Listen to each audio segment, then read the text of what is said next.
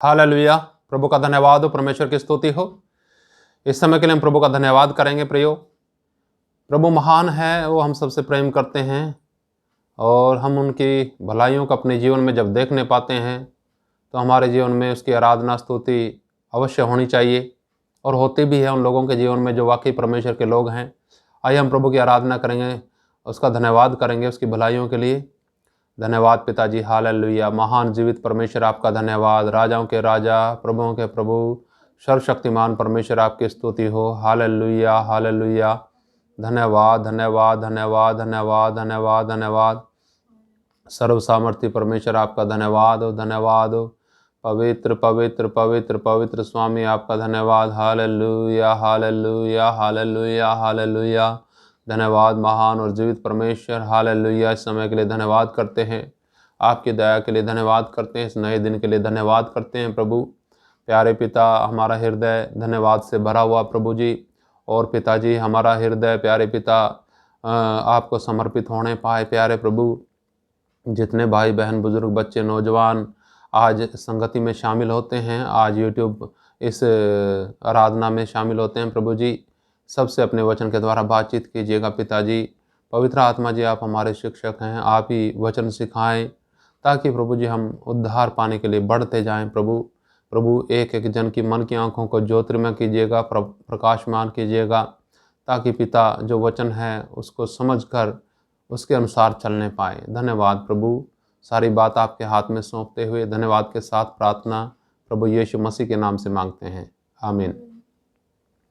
आइए हम प्रभु की महिमा के लिए एक भजन गाएंगे। बहुत अच्छा भजन है ये, हो सकता है आप पहली बार सुनते हो। इधर जाएंगे उत्तम एक देश में ज़रूर, रहेंगे प्रभु के साथ हम ज़रूर। स्वर्गीय देश उत्तम भी वो है, हमारा वो देश जो अद्भुत है। हालेलुया।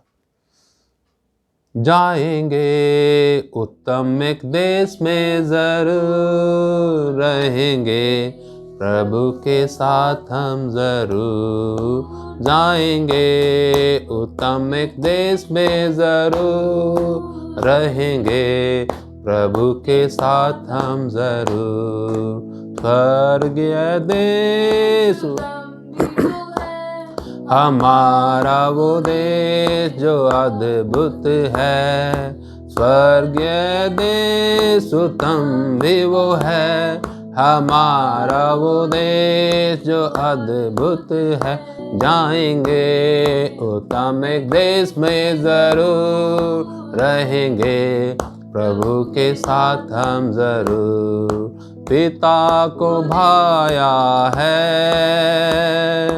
हमें एक राज दे, दुनिया की सृष्टि से पहले बनाया है। पिता को भाया है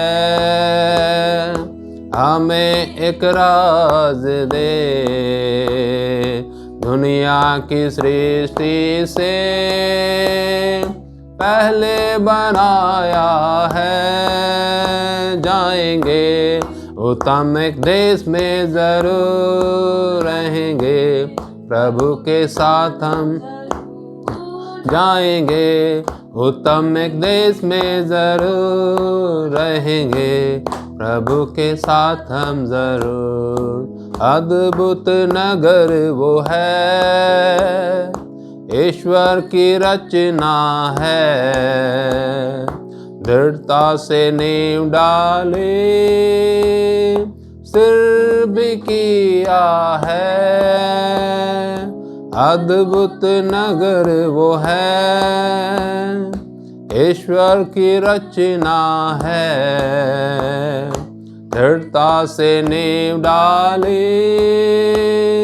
स्थिर भी किया है। जाएंगे उत्तम एक देश में ज़रूर, रहेंगे प्रभु के साथ हम ज़रूर। जाएंगे उत्तम एक देश में ज़रूर, रहेंगे प्रभु के साथ हम ज़रूर। पवित्र नगर वो है, धार्मिकता वहाँ रहती है, स्वर्गीय स्वभाव से तैयार भी किया है, पवित्र नगर वो है। धार्मिकता वहाँ रहती है, स्वर्गीय स्वभाव से तैयार भी किया है। जाएंगे उत्तम एक देश में, रहेंगे प्रभु के साथ हम जरूर। जाएंगे उत्तम एक देश में जरूर, रहेंगे प्रभु के साथ हम जरूर। प्रभु को देखेंगे, आनंद से भर जाएंगे, उसके समान होंगे। हमारा जीवन वो है, प्रभु को देखेंगे, आनंद से भर जाएंगे, उसके समान होंगे। हमारा जीवन वो है। जाएंगे उत्तम एक देश में जरूर, रहेंगे प्रभु के साथ हम जरूर। जाएंगे उत्तम एक देश में जरूर, रहेंगे प्रभु के साथ हम जरूर। हालेलुया, प्रभु का धन्यवाद। जाएंगे उत्तम एक देश में जरूर, रहेंगे प्रभु के साथ हम जरूर। हालेलुया। क्या ही विश्वास है और क्या ही आशा है। ये एक उम्मीद भरा गीत है, आनंद का गीत है। प्रभु का धन्यवाद, परमेश्वर ने निराशा से हमें उम्मीद में प्रवेश कराया, एक नई आशा दी है, उसका धन्यवाद हो।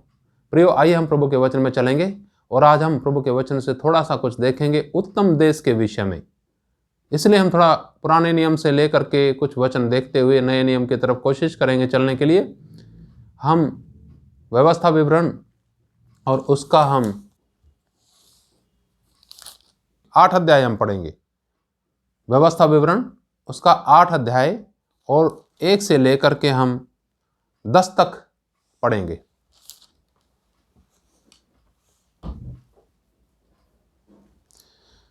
लिखा वचन में, जो जो बातें, जो जो आज्ञा मैं आज तुझे सुनाता हूं, उन सबों पर चलने की चौकसी करना, इसलिए कि तुम जीवित रहो और बढ़ते रहो, और जिस देश के विषय में यहोवा ने तुम्हारे पूर्वजों से शपथ खाई है, उसमें जाकर उसके अधिकारी हो जाओ। और स्मरण रख कि तेरा परमेश्वर यहोवा उन 40 वर्षों में तुझे सारे जंगल के मार्ग में से इसलिए ले आया है कि वह तुझे नम्र बनाए और तेरी परीक्षा करके यह जान ले कि तेरे मन में क्या क्या है, और कि तू उसकी आज्ञाओं का पालन करेगा या नहीं।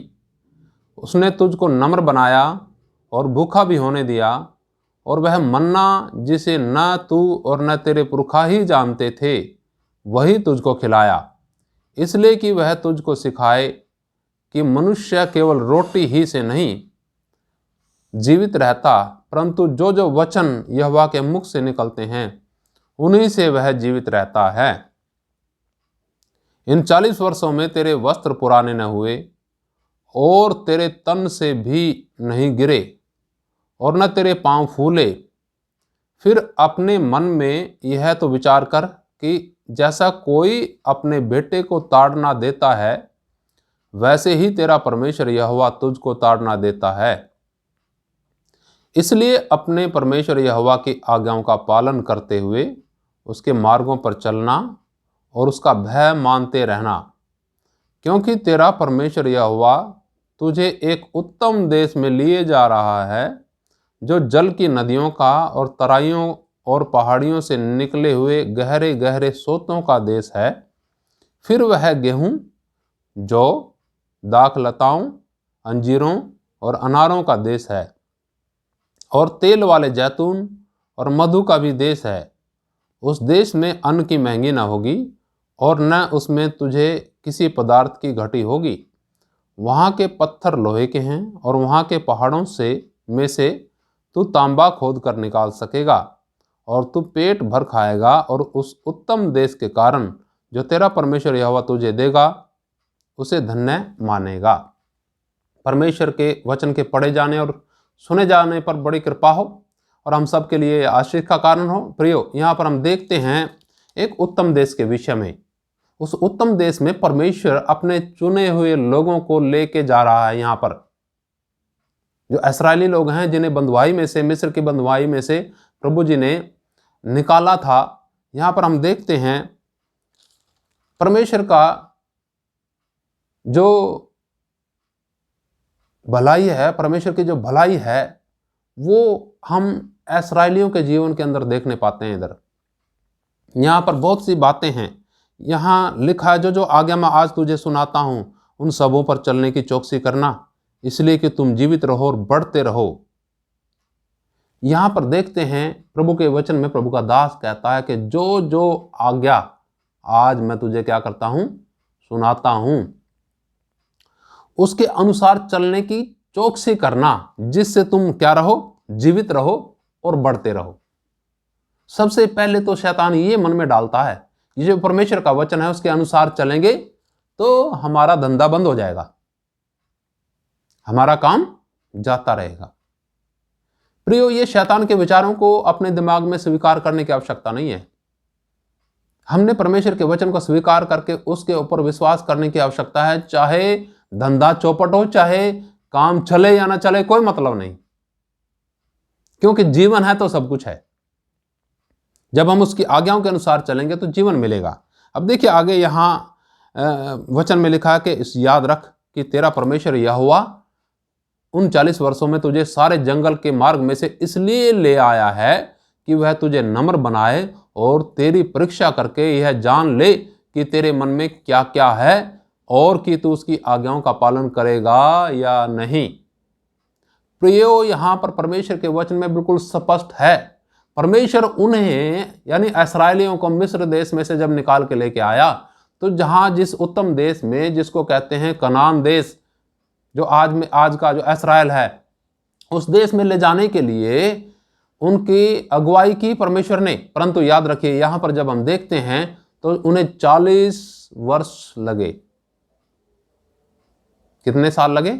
40 साल लगे, जबकि वो जो सफर था सिर्फ लगभग 21 दिन का सफर था।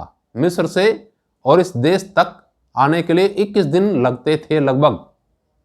लगे ने कितने? 40 वर्ष लगे, 40 साल लगे। क्यों? यहां साफ लिखा है, यहोवा उन 40 वर्षों में तुझे सारे जंगल के मार्ग में से इसलिए ले आया है कि वह तुझे नम्र बनाए। जंगल के मार्ग में 40 साल क्यों लगवाए परमेश्वर ने उनके? कि क्या बनाए? मन में नम्र बनाए और परीक्षा करके ये जान ले कि तेरे मन में क्या क्या है, कि तू उसकी आज्ञाओं का पालन करेगा या नहीं। परीक्षाएं हमारे जीवनों के अंदर प्रियो आती हैं, जिस प्रकार से इस्राएलियों के जीवन के अंदर ये परीक्षाएं आई, हम सबके जीवन के अंदर परीक्षाएं आती हैं। यहां पर हम देख रहे हैं उनके विषय में थोड़ा। और ये सारा क्यों लिखा गया? ये इसलिए लिखा गया ताकि हमको इस वचन से परमेश्वर के स्वभाव को जानने का अवसर मिले। हम यहां पर हम देखते हैं परमेश्वर का स्वभाव क्या है। परमेश्वर लेके चलता है कठिनाइयों में, परमेश्वर लेके चलता है परीक्षाओं में, ताकि ये देखे कि ये मेरी आज्ञाओं का पालन करेंगे या नहीं। एकदम से जब कठिनाई परीक्षाएं आती हैं तो ऐसा सोचते हैं लोग, विश्वासी लोग, कि नाश हो जाएंगे, इसलिए हम वचन के अनुसार नहीं, हम तो संसार के अनुसार चलेंगे। प्रियो, वचन के अनुसार चल कर नाश नहीं होंगे। ये सिर्फ परीक्षाएं हैं। परमेश्वर इन परीक्षाओं में से निकालेगा और फिर जीवन की तरफ लेके चलेगा, उत्तम देश की तरफ लेके चलेगा। यहां देखिए आगे क्या लिखा है। यहां लिखा है वचन में आगे, उसने तुझको नम्र बनाया और भूखा भी होने दिया। कैसे नम्र बनाया? कठिन परीक्षाओं में से ले जाते हुए, और भूखा भी होने दिया। और फिर वह मन्ना जिसे ना तू और ना तेरे पुरखा ही जानते थे, वही तुझे खिलाया, इसलिए कि वह तुझको सिखाए कि मनुष्य केवल रोटी से जीवित नहीं रहता, परंतु जो जो वचन यहोवा के यानी परमेश्वर के मुख से निकलते हैं उन्हीं से तू उन्हीं से वह जीवित रहता है। यहाँ पर ही हम सारी बातें प्रियो जब हम मनन करते हैं तो इसमें बड़ा समय लगता है। बेशक हम थोड़ा जल्दी जा रहे हैं, लेकिन कभी ना कभी फिर दोबारा इस बात पर, इन वचनों पर मनन करेंगे हम। यहाँ पर लिखा है कि उसने तुझे नम्र बनाया और तुझे भूखा भी होने दिया। कई बार कोई भूखा और प्यासा है तो कई लोग उस बात को, उसके हालात को नहीं समझ पाते, ऐसा सोचते हैं शायद इसके पर श्राप है। श्राप नहीं प्रियो, ये परमेश्वर ने होने दिया ताकि क्या करे, ये सिखाए कि सुन, मनुष्य केवल रोटी से नहीं परंतु हर एक उस वचन से जो परमेश्वर के मुंह से निकलता है जीवित रहेगा। हालेलुया। जीवन का हमारा आधार है परमेश्वर का वचन, हमारा जीवन है परमेश्वर की आज्ञा। जैसा आज हम यहाँ पर पढ़ रहे हैं, तो हमें अपने साधन संसाधन, पैसे, बिजनेस, किसी चीज पर भरोसा नहीं रखना चाहिए। हमें भरोसा रखना चाहिए परमेश्वर के वचन पर, कि परमेश्वर के वचन के द्वारा ही हम जीवित रहेंगे। इस वचन को पढ़ते हुए हमें याद आता है प्रभु जी की परीक्षा के विषय में, जो मत्ती रचित सुसमाचार में आया ना, उधर वहां पर प्रभु जी की परीक्षा में यही लिखा है। जब प्रभु जी की परीक्षा हुई, इब्लिस के द्वारा, शैतान के द्वारा प्रभु जी की परीक्षा हुई, तो जब प्रभु जी 40 दिन और 40 रात भूखे रहे, निराहार रहे, और जब भूख लगी तो शैतान प्रभु जी के पास आकर के कहते हैं कि कह दे कि पत्थर रोटियां बन जाएं। तब प्रभु जी ने क्या जवाब दिया? शैतान ने बोला कि कह दे पत्थर रोटियां बन जाएं कि तू खा करके क्या हो जाएगा? तृप्त हो जाएगा, क्योंकि तू परमेश्वर का पुत्र है ना। तब शैतान ने क्या बोला? प्रभु जी ने क्या बोला कि लिखा है, मनुष्य केवल रोटी ही से नहीं परंतु हर एक उस वचन से जो परमेश्वर के मुंह से निकलता है जीवित रहेगा। हालेलुया। यही बात यहां पर लिखी है। परंतु जो जो वचन यहोवा के मुंह से निकलते हैं उन्हीं से वह जीवित रहेगा। मनुष्य केवल रोटी ही से जीवित नहीं रहेगा। कई बार हम सोचने लग जाते हैं कि हमारा बिजनेस जाता रहेगा, हमारा काम धंधा जाता रहेगा, हमारी नौकरी जाती रहेगी, अगर हम प्रभु के पीछे चलेंगे वचन के अनुसार। तो प्रियो,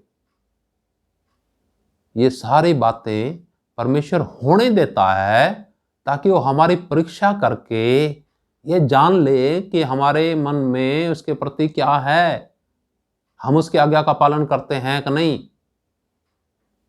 प्रभु का धन्यवाद। देखिए इस्राएलियों के विषय में प्रभु जी क्या कहते हैं वचन में, इन 40 वर्षों में तेरे वस्त्र पुराने ना हुए। 40 वर्षों में जो इस्राएली लोग यात्रा में थे बियाबान की, उसमें उनके वस्त्र पुराने नहीं हुए। और लिखा, तेरे तन से भी नहीं गिरे और न तेरे पांव फूले। आप समझ रहे हैं इस बात को? उनके वस्त्र पुराने नहीं हुए। सोचिए वहां पर उनको वस्त्र पहनाने के लिए कौन सा सिलाई मशीनें थी उधर? कोई उधर दुकान थी कपड़े सिलने की? किस प्रकार से उनके वस्त्र भी है पुराने नहीं हुए और पांव भी उनके नहीं फूले। फिर लिखा आगे, फिर अपने मन में यह तो विचार कर कि जैसा कोई अपने बेटे को ताड़ना देता है वैसे ही तेरा परमेश्वर यहोवा तुझको ताड़ना देता है। प्रियो, इन लोगों की ताड़ना करते करते परमेश्वर लेके चला ताकि इनके स्वभाव में सुधार आए, ये आज्ञाकारी हो सकें, ये दीन हो सकें, इनका भरोसा परमेश्वर पर हो। उनकी ताड़ना इस प्रकार से की जैसा कोई बाप अपने बेटे की ताड़ना करता है। हमारे जीवन के अंदर हम देखते हैं जब ताड़नाएं आती हैं, समस्याएं आती हैं, तो क्या हमें एहसास होता है कि बेशक ताड़ना हमारी हो रही है, परंतु परमेश्वर है जो हमारा पिता है, वो हमारी ताड़ना कर रहा है जैसे बाप अपने बेटे की ताड़ना करता है। बहुत से लोग परमेश्वर को जानते ही नहीं वो है क्या। परमेश्वर कोई दूसरी शक्ति सोचते हैं, कोई शक्ति है। वो शक्ति नहीं है, वो व्यक्ति है। जैसे हम भावनाएं रखते हैं उसके अंदर भावनाएं। प्रभु का धन्यवाद, प्रभु की स्तुति हो। प्रियो, इन वचनों को जब हम देखते हैं, आगे मैं पढ़ना नहीं चाहूंगा, फिर आगे मनन बाद में करेंगे इन वचनों के ऊपर। ये इन लोगों को उत्तम देश यानी कनान देश की तरफ प्रभु जी लेके जा रहे थे, लेकिन इनके जीवनों के अंदर बहुत सी रुकावटें थी। उन रुकावटों को, इनके स्वभाव को ठीक करने के लिए परमेश्वर इन्हें बियाबान जंगल में 40 साल तक रगड़ता रहा। जब इन लोगों को कनान देश में पहुंचाने के लिए, जो इस पृथ्वी पर ही था, आज भी है, वहां पहुंचाने के लिए परमेश्वर ने इनकी इतनी परीक्षाएं की, इतने कष्टों में से लेकर के गया, भूखा भी होने दिया, खाना भी दिया, इनकी परीक्षा भी हुई, सब कुछ हुआ, ताड़ना भी हुई। तो क्या जो असली देश जिसमें परमेश्वर हमें लेके जा रहा है, उसमें हमें ऐसे लेके चला जाएगा? सारा हम दुनिया का गड़बड़ घोटाला भी करते रहेंगे, दुनियादारी के काम भी करते रहेंगे जो परमेश्वर के वचन के खिलाफ हैं, और हम उत्तम देश में भी चले जाएंगे? ऐसा नहीं है।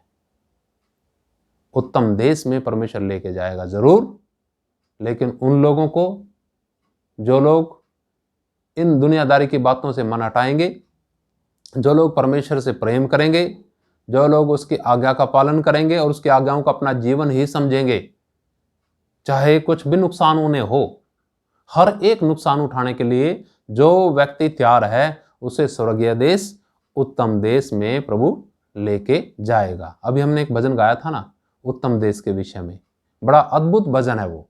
थोड़ा सा नए नियम के अंदर भी हम उस उत्तम देश के विषय में देख करके समाप्ति की तरफ जाएंगे।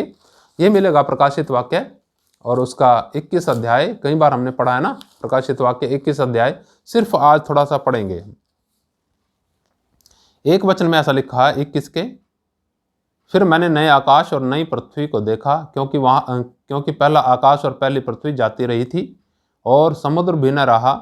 फिर मैंने पवित्र नगर नए यरूशलेम को स्वर्ग से परमेश्वर के पास से उतरते देखा। नया यरूशलेम, पवित्र नगर, परमेश्वर के पास से, स्वर्ग से परमेश्वर के पास से उतरते देखा। वह उस दुल्हन के समान थी जो अपने पति के लिए श्रृंगार किए हुए हो। फिर मैंने सिंहासन में से किसी को ऊंचे शब्द से यह कहते हुए सुना, देख परमेश्वर का डेरा मनुष्यों के बीच में है। वह उनके साथ डेरा करेगा और वे उसके लोग होंगे, और परमेश्वर आप उनके साथ रहेगा और उनका परमेश्वर होगा। वह उनकी आंखों से सब आंसू पोंछ डालेगा, और इसके बाद मृत्यु न रहेगी, और न शोक, न विलाप, न पीड़ा, और पहली बातें जाती रही। हालेलुया। प्रियो, ये वो देश है जिसमें परमेश्वर चाहता है उसके लोग जाएंगे, उसके लोग जाएं। जाने के लिए क्या है? जैसे दुल्हन अपने दूल्हे के लिए श्रृंगार करती है, यहां लिखा, वैसे ही जो लोग परमेश्वर के लिए, प्रभु के लिए अपने आप को तैयार करेंगे, वो लोग इस उत्तम देश में जाने पाएंगे। और परमेश्वर के लोगों का जो तैयारी है, श्रृंगार होता है, वो होता है परीक्षाओं के द्वारा। परमेश्वर के जो लोगों की तैयारी होती है वो होती है ताड़ना के द्वारा। परमेश्वर के लोगों की जो तैयारी होती है स्वर्गीय देश में जाने के लिए, वो होती है कठिनाइयों के द्वारा, संघर्ष के द्वारा, परेशानियों के द्वारा। जब ये बातें विश्वासी के जीवन के अंदर आती हैं, तो विश्वासियों को समझ लेना चाहिए कि परमेश्वर हमें उत्तम देश ले जाने के लिए तैयार कर रहा है। भूखा भी होने दे रहा है, खाना भी हमें दे रहा है, हमारी ताड़ना भी कर रहा है, हमें दुख भी दे रहा है, उससे छुड़ा भी रहा है। सब कुछ परमेश्वर कर रहा है ताकि हमारा स्वभाव, जो पृथ्वी का स्वभाव है, मट्टी का स्वभाव है, ये स्वभाव स्वर्गीय स्वभाव के रूप में परिवर्तित हो जाए। इसलिए परमेश्वर हमें तैयार कर रहा है। जब ये कठिनाइयां, परेशानियां, दुख और मुसीबत, भूख और तंगी जीवन के अंदर आए प्रियो, या ऐसा कुछ चौराहे पे अपने आप को खड़े नजर पाएं कि मैं इधर जाऊं या उधर जाऊं, अगर मैं वचन के अनुसार चलूंगा तो नाश हो जाऊंगा, अगर बिजनेस के अनुसार चलूंगा तो बड़ा अमीर हो जाऊंगा, दुनियादारी के अनुसार बिजनेस करूंगा तो बड़ा क्या हो जाऊंगा, अमीर हो जाऊंगा, तो याद रखिएगा 40 साल वो लोग जंगल के मार्ग में, बियाबान जंगल में रगड़े गए। अगर वो सही चलते तो 21 दिन में पहुंच सकते थे। आप समझे? ऐसे ही उन लोगों का जो विचार, जो विश्वासी लोग हैं, वचन के साथ नहीं मिलता ना, सालों साल संघर्ष करते रहेंगे और अपने आप को वहीं पाएंगे। पर जब वचन के अनुसार चलेंगे तो परमेश्वर क्या करेगा, आपके लिए मार्ग खोल के देगा। हालेलुया। प्रभु का धन्यवाद, प्रभु की स्तुति हो। अपने आप को तैयार करें ताकि हम एक उत्तम देश में जरूर जाएं। आइए आंखें बंद करेंगे। धन्यवाद पिताजी, आपका धन्यवाद करते हैं प्रभु, इन वचनों के लिए धन्यवाद करते हैं पिताजी। जैसा आपका स्वभाव है वैसा ही मेरा स्वभाव होने पाए। एक एक भाई बहन बुजुर्ग बच्चे जो वचन सुनते हैं प्रभु जी, इन वचनों के अनुसार अपने आप को तैयार करने पाएँ और प्रभु एक उत्तम देश की आशा में जीवन व्यतीत कर सकें, उत्तम देश के लिए अपने जीवन की तैयारी में समय गुजार सकें और प्रभु जी हमारे जीवनों के द्वारा आपको महिमा मिले। धन्यवाद पिता। पवित्र आत्मा जी इन वचनों को और गहराई से सिखाएं, समझाएं प्रभु। प्रार्थना प्रभु यीशु मसीह के नाम से मांगते हैं, आमीन। हालेलुया। प्रभु का धन्यवाद, प्रभु की स्तुति हो। परमेश्वर आप सबको आशीष दे। सबको जय मसीह की। मारनाथा।